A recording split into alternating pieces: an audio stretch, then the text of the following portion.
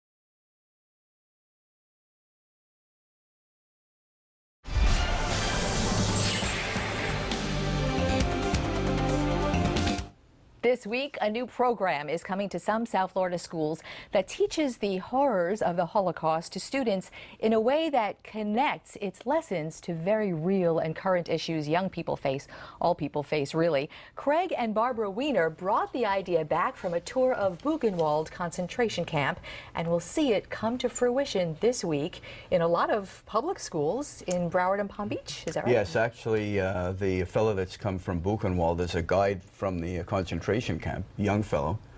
He's been there for a number of years. You brought him here. You made that happen. Yes, we brought him here for a very simple reason. When we were at the camps in Buchenwald and Dachau and Auschwitz and various other camps. His name is Jan Malecha. Malecha. Yeah, Jan Malecha. And when we were at these camps, we noticed that there were groups of students from all over the world at all these camps, and they were listening attentively. And there were students from Australia, from South Africa, from Japan, from many, many countries. And my wife and I looked at each other and said, why can't we bring this education here to the United States? Bring it to our students. Finances? That was the, yeah. Yes, obviously, that, you know, not everybody can afford to take a trip to Europe to go and see these experiences. So we contacted him and we asked him, would you be interested to teach here in our Florida schools? And at the time, quite frankly, I had zero connection with the schools. I mean, as much as I would own this TV station, I had no connection. And you made it happen. And we made it happen. And you know what I find very interesting about what the curriculum has become, as we've talked? The same human darkness behind mass murder and genocide, when you boil it down, really is what fuels bullying, intolerance, and on social media, sort of mass think. This is precisely what our objectives are of this program. Our objectives are not necessarily to teach people, you know, how many people were killed in the Holocaust. We all know that there were 6 million Jews and 6 million Catholics and Jehovah's Witnesses and people who were gay or lesbian, etc., killed for no reason at all. But that isn't what we're trying to teach. What we're trying to teach is for our young students, young people in America, to become a little more tolerant and respectful of each other. I know recently we heard President Bill Clinton speak, and he pointed out that 99.5% of all of our DNAs are exactly the same, and only 0.5% of DNA is why we're all different. We all have the same hearts and lungs and everything else. So I think that would shock a lot of students. You know, I guess growing up in South Florida, when we talked about a new program for Holocaust education, there are many in public schools. Many do a very good job, especially I know Miami-Dade quite well. I'm not as familiar with Broward, but I was surprised to learn that only 5 states mandate that kind of education in public schools. There are only 5 states in the whole country that mandate public education of the Holocaust. And quite frankly, just recently I spoke with the Secretary of Education in Washington's department. And it's strictly at the state level. But I wanted to mention one other point that I think was important of why we're doing this. We want to teach young people also to do something when they see things that are bad happening. For example, at the time of the Holocaust in the town of Weimar, which is less than 5 miles from the Buchenwald concentration camp, they had a crematorium right there in the center of town, and it was working every day, all day long. Yet everybody to this day that lives in Weimar says, oh, we knew nothing, we didn't know anything that was happening. Boy, you know what I think of when you say that, and we've done so much work on, especially in the inner cities right now, the no-snitch culture that, and in fact on this program a few weeks ago we talked about that, how good people who know people doing bad things are afraid or don't want to get involved, and boy, how relevant is that? Yeah, well, just this week, my 9-year-old granddaughter was talking to me about bullying, and she said that bullying makes the other person feel powerless. And I said, boy, you really hit it, because in World War II, the Jews were powerless. And we want to, hopefully, get these children in our schools to have a voice and to say, I can make a difference. If I see something wrong, I will speak up and I will stand up. How are you going to do that technically? What is Jan going to be doing or showing them to help them grasp how relevant that is to their lives? He's going to be conducting 3-hour workshops in each school from Dade, Broward, Palm Beach County, and Orlando over the next 5 months. And these workshops are going to include, first of all, a film from Buchenwald that will show the history and what transpired. And then he's going to have a PowerPoint presentation. But the most important part of his program, in my view, is he's going to show prisoners' drawings to the students and ask them each to take a drawing in their hand and look at it and say, what do you think the person was thinking of when they did this drawing? What was going through their mind? And I think that will be very compelling for the students. Have you gotten feedback from any of the educators yet? I know that program starts this week, right? So there's Yes. really no feedback to be had locally. But Well, coincidentally, just last evening we had an evening in Palm Beach County with a number of the schools, teachers, and he spoke at this meeting, and they were extremely impressed. There were also actually 20 Holocaust survivors at the meeting. But I wanted to point out, though, as we were talking before about this crematorium that was in Weimar, and everyone said they didn't know anything about it, we also found that we can talk about this. For example, this 15-year-old girl that recently killed herself From bullying. from bullying on social media. Now, certainly a number of the kids or her fellow classmates knew what was going on, but they chose to do nothing. Yeah. So this poor little girl now ends up dead. What about the homeless people that are sometimes beaten up on the street just for kicks because they have nothing else to do? Other students know about it. It's a matter of doing something, stopping the bullying. Well, there were so many atrocities in the Holocaust that we all are aware of, but there were so many righteous people who didn't stand by and who took babies to be their own and took families and hid them in attics. They made a difference, and they're the heroes of the Holocaust. By bringing this to our students, hopefully they will learn to be their own heroes. I'm going to be very anxious to hear how that goes and the feedback. Are there going to be measurable results in some way? You know, the state of Florida is very big on measurable results in education. Well, what we're trying to do is get the state of Florida and educators to sort of get away from only focusing on FCAT testing, but focusing on teaching young students to be well-rounded, and this is a way that we'll do it. Will there be a way for you to measure what the outcome is from this program? See Yeah. where a student has been taken from here to there? Well, that will lead us into our next year's Yes. program. That hopefully it This will is have an evolving. impact. Yes, we've actually started a website, www.holocausteducationfund.com. Good job getting that website. We actually are going to be on our website putting a lot of information there, so anybody who wants to take Wonderful. a look and learn, and we'll certainly follow. You know, maybe we'll go to a class and see how that goes. You're invited to do that. I'd also you. just like to mention that Nova Southeastern University will be involved with us with this program Great. starting next year for many, many years. Awesome, great program. Thanks so much for coming in. Thank and you thanks for having having us, us. Glenna. All right. Up next, how this week's news affected you. Your turn to weigh in. Stay with us.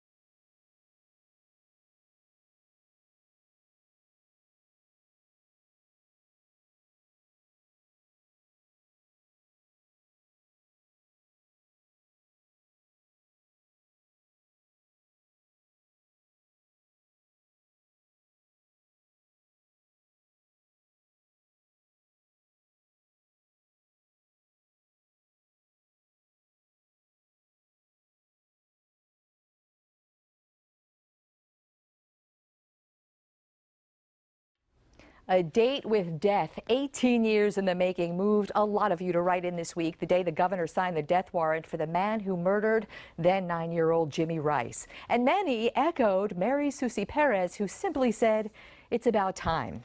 Stephanie Shea wrote, Juan Carlos Chavez gets to live for almost 20 years in jail, actually prison, courtesy of our tax money. Something is very wrong with the system. From Mirta Martinez Madonia, our justice system lets someone like this live for so long before doing what they should have done the instant he was found guilty and admitted to the crime. And Nelson Sosa wrote, God should be the only one able to give or take life. But after reading what that guy did to that boy, let me at him. This week's postal rate hikes moved Lam Nguyen to post, "Someone tell me, how does a company," meaning the United States Postal Service, "lose $16 billion a year and still stay in business?" Up next for you, bringing home the bacon took on a whole new meaning this week, and you thought you'd seen it all on South Florida streets. Stay tuned.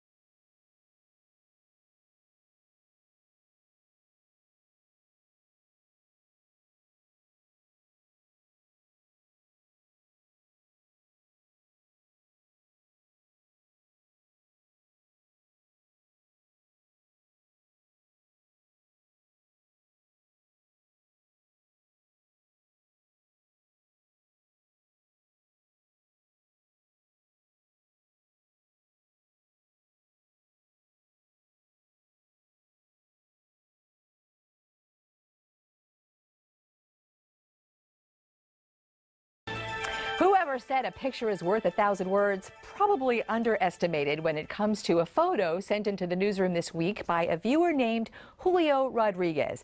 Now, for some, this may be tough to look at. For others, it's just holiday dinner. But it is so quintessentially South Florida for so many reasons. All right, you ready?